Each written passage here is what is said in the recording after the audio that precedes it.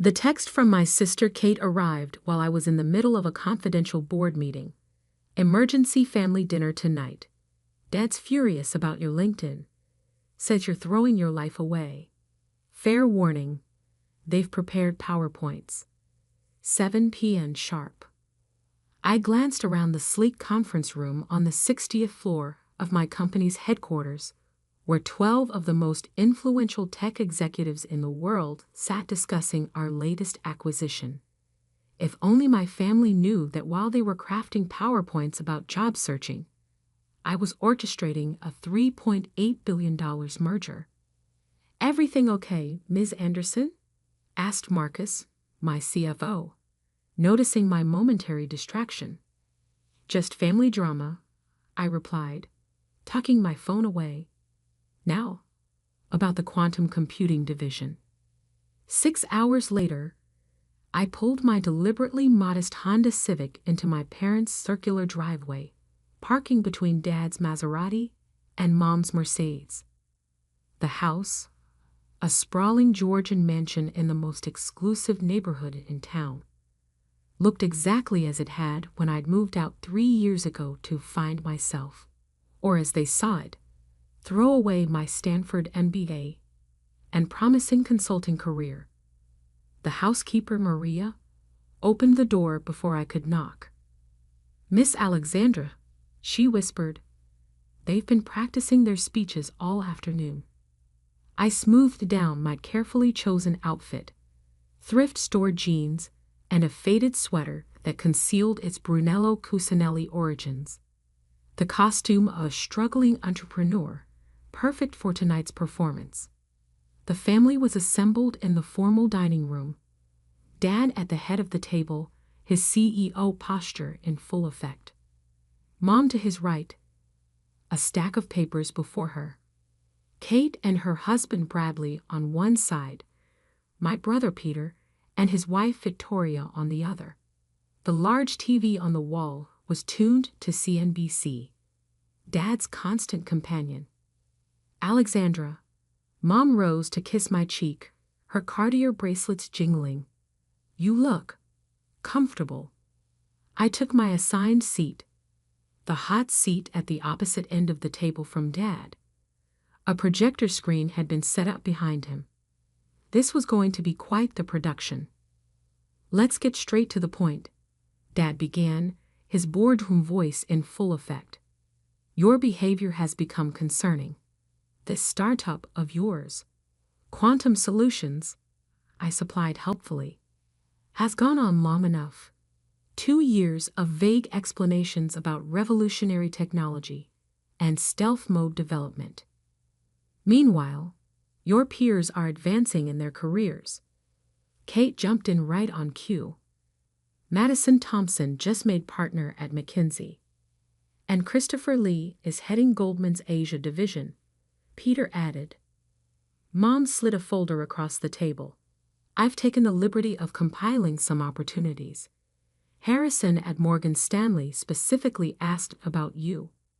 I opened the folder, pretending to study the carefully curated job listings while actually checking the time on my watch. A prototype quantum-powered device worth more than this house. "The support stops now," Dad announced, clicking to his first PowerPoint slide. "No more rent assistance." "I pay my own rent," I interrupted, "in that tiny apartment in the Innovation District." "On what income?" Victoria scoffed. "We all know startups don't pay founders in the early stages. If they only knew that I owned the entire Innovation District through a series of shell companies, or that my tiny apartment was actually a cover for my real residence, the top 3 floors of the city's most exclusive building. Your trust fund will be frozen," Dad continued, "until you demonstrate financial responsibility by accepting a proper position." I bit back a smile. The trust fund he was threatening to freeze amounted to less than what my company earned in interest every hour. "Alexandra," Mom leaned forward, "we're worried about you. This isn't like you. Hiding your work, being secretive about your company." What exactly does quantum solutions even do? Before I could answer, the TV behind them caught my attention. The CNBC ticker changed, and a breaking news alert flashed across the screen. BUREKIAG. Wall Street Journal. TOREVAIDENTITY of mysterious QUANTUM SOLUTIONS FOUNDER. My phone buzzed. Marcus texting. All systems go. Article dropping in 3, 2, 1. No more SUPP or Tanki until you get a real Joby, Dad announced firmly, just as Mom pushed the want ads closer to me. That's when every phone in the room lit up with the same news alert. The TV anchor's voice cut through the silence. Breaking news.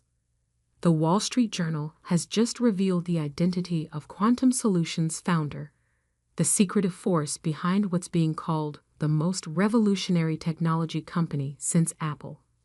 28-year-old Alexandra Anderson. The room froze. 6 heads whipped toward the TV, where my professional headshot now filled the screen. Has built a quantum computing empire valued at $12.4 billion, making her the youngest self-made billionaire in history. Sources confirm major contracts with NASA, the Department of Defense, and leading tech giants. Mom's water glass slipped from her hand, shattering on the imported marble floor. Dad's PowerPoint clicker clattered onto the table. Kate's phone dropped into her soup. That's impossible, Peter stammered, frantically Googling on his phone. You work in a co-working space. You drive a Honda. I pulled out my actual phone, not the decoy I usually carry to family functions, as it began lighting up with messages from world leaders, tech CEOs, and journalists. Actually, I said, standing up, I own that co-working space, and the building it's in, and most of that neighborhood. The Honda is just practical. Why waste money on flashy cars when you can invest in quantum technology? 12 billion. Bradley whispered, his face pale. 0.4, I corrected. Though that valuation is from last week, it's likely higher now. Victoria, who had been furiously scrolling through news articles, looked up with shock. The Pentagon just confirmed a $5 billion contract. They're calling your quantum encryption the most significant breakthrough in national security history. Alexandra. Mom found her voice. Why didn't you tell us? I straightened my shabby sweater, which probably cost more than their monthly mortgage payment. You never asked. You were too busy telling me what I was doing wrong to notice what I was doing right. My phone buzzed again. The President's Chief of Staff requesting an urgent meeting about our latest defense capabilities. I need to take this, but before I go, I reached into my bag and pulled out 6 thick folders, dropping them on the table. These are non-disclosure agreements. If you want to know what Quantum Solutions actually does, you'll need to sign them. Standard procedure. NDAs? For family? Kate scoffed. Especially for family. I smiled. After all, Dad, isn't that what you always taught me about protecting valuable assets? The TV continued its coverage. Revolutionary quantum computing breakthroughs. Major implications for artificial intelligence, cryptography, and space exploration. The most successful stealth company in modern history. Oh, and Dad.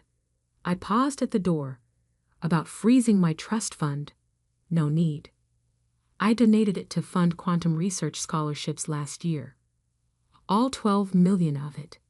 I figured someone else could put it to better use. I left them there, surrounded by their PowerPoints and shattered assumptions, while their phones exploded with messages from friends and colleagues about their suddenly famous family member. The want ads lay forgotten on the table, next to Dad's now irrelevant presentation about responsible career choices. This was just the beginning. They had no idea what was coming next. The morning after the Wall Street Journal reveal was pure chaos. My real office, a 3-story penthouse command center with panoramic city views, buzzed with activity.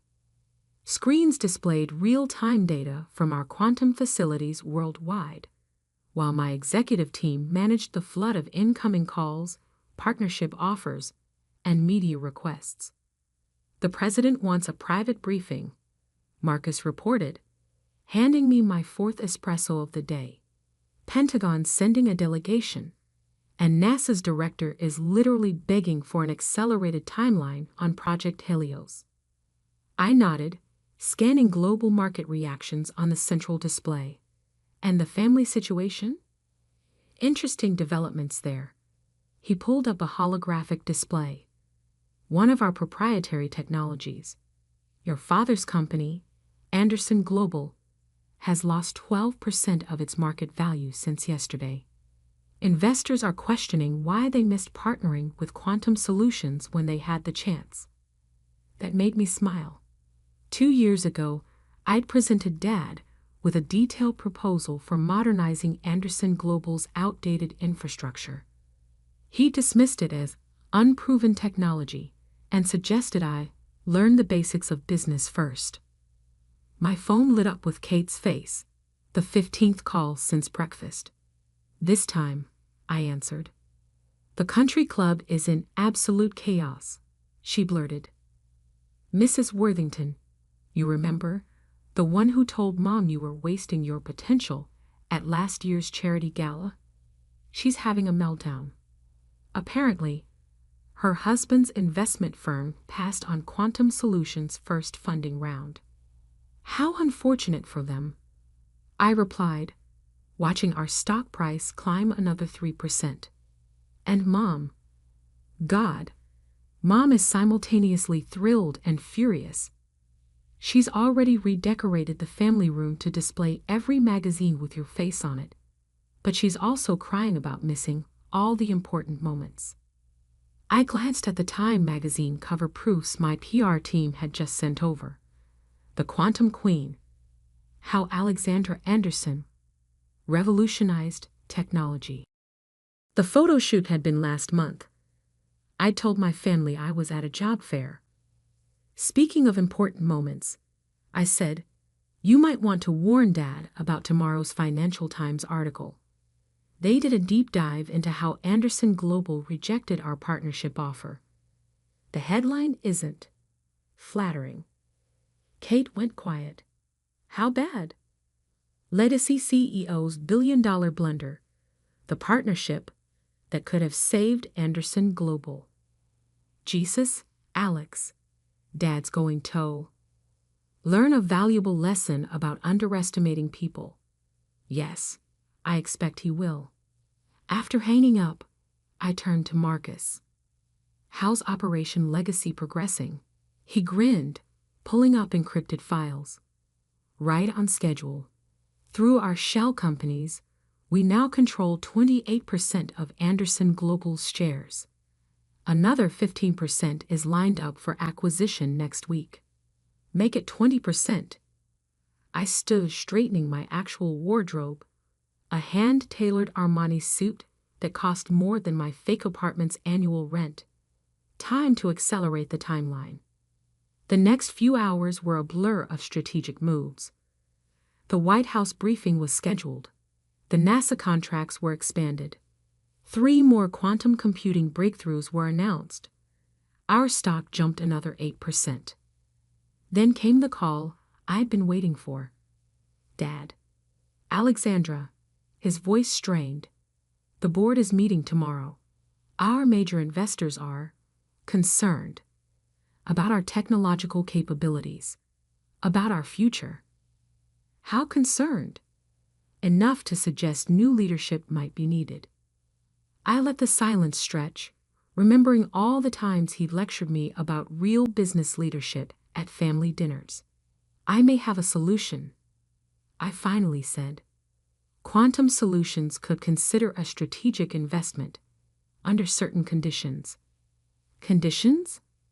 Full management overhaul, complete technological integration, and a new board structure. More silence. Then, you planned this, didn't you? All of it? Dad, you taught me to think strategically, to identify weaknesses in the market, to seize opportunities. I watched our latest quantum processor test results stream across my screens. I just applied those lessons more effectively than you expected.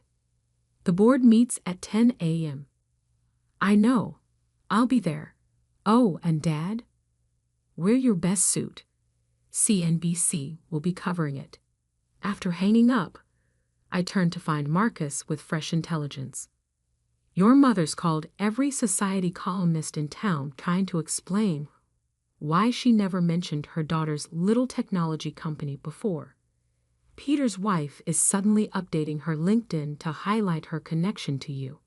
And that cousin who mocked your hobby at Easter. He's sent 17 job applications to our HR department. I smiled, adjusting my quantum-powered watch, worth more than their combined annual incomes. Schedule a family dinner for next week. My treat. The Michelin-starred place they could never get into. No, the one I bought last month. And Marcus? Make sure the private dining room displays our latest holographic technology. It's time they understood exactly what they've been dismissing as my little startup. The sun was setting over the city as I reviewed the final details for tomorrow's board meeting. On my screens, quantum computations that would revolutionize everything from space travel to artificial intelligence processed in real time. The technology they called unrealistic was already changing the world. My phone buzzed with a message from our lunar facility. Project Helios was ahead of schedule. Another from our quantum encryption team, breakthrough in teleportation theory, and a third from our AI division. Consciousness transfer protocols were ready for testing. Marcus, I called as he headed out. One more thing. That list of companies that rejected our partnership offers over the past 2 years. Yes? Buy them. All of them. He raised an eyebrow.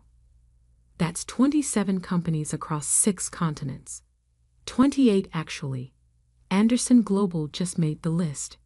I turned back to the city view, watching lights flicker on across the empire I'd built while they thought I was finding myself. It's time to show them what real business leadership looks like. The quantum processors hummed softly in the background, calculating futures they couldn't begin to imagine. Tomorrow's board meeting wouldn't just change Anderson Global, it would reshape the entire industry. And I was just getting started. The morning of the Anderson Global board meeting arrived with perfect dramatic timing.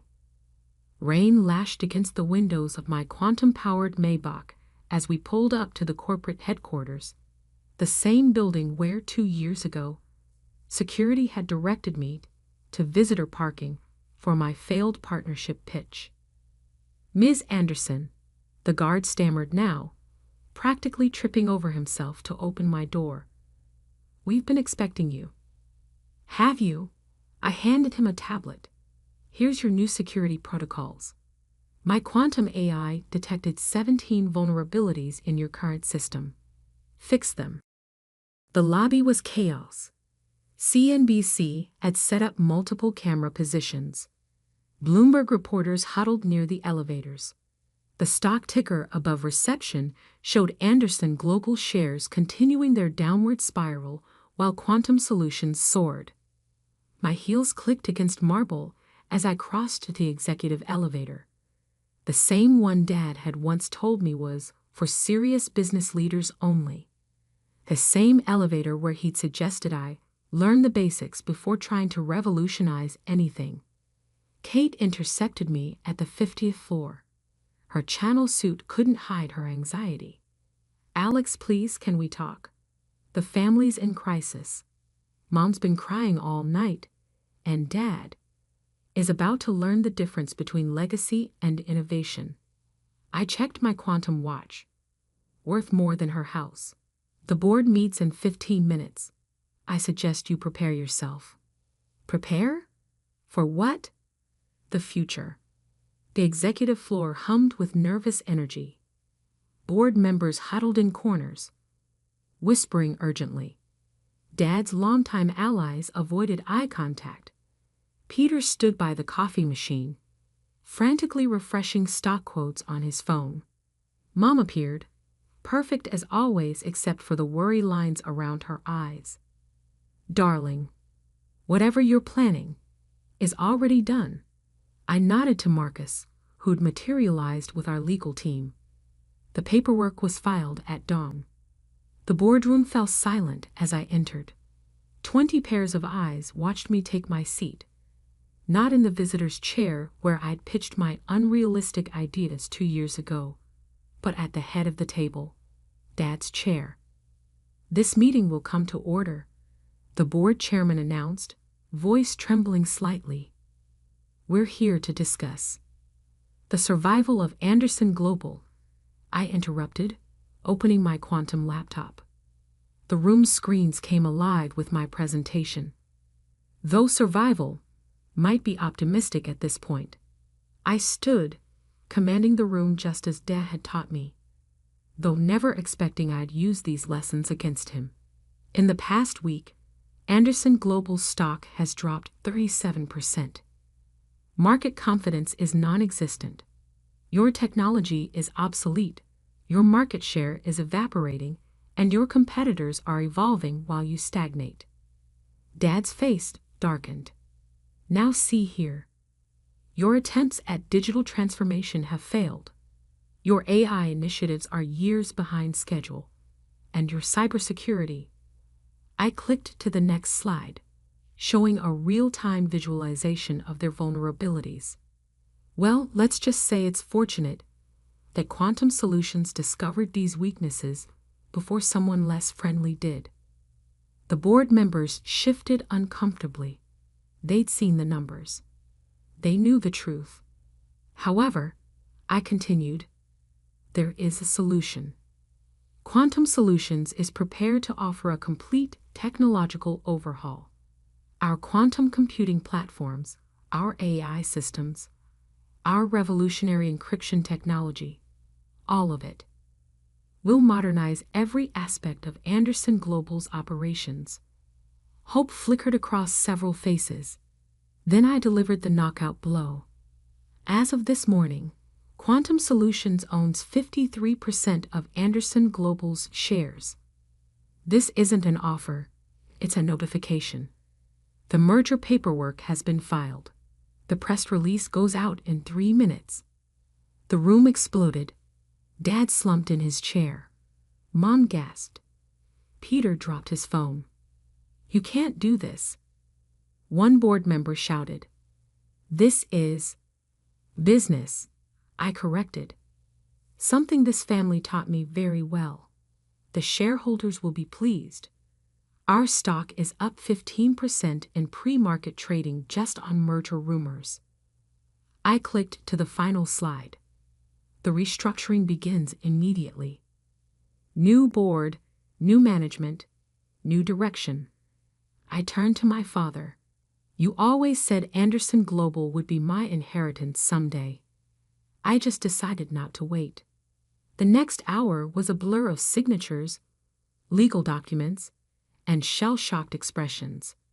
By noon, I was CEO of both Quantum Solutions and Anderson Global. The empire I'd built had just absorbed the one that had rejected me. As the board members filed out, I finally turned to my family. "Now about dinner tonight." "Dinner?" Kate looked dazed. "How can you think about dinner?" "Because I own the restaurant, and the building it's in, and most of this block, actually." I smiled.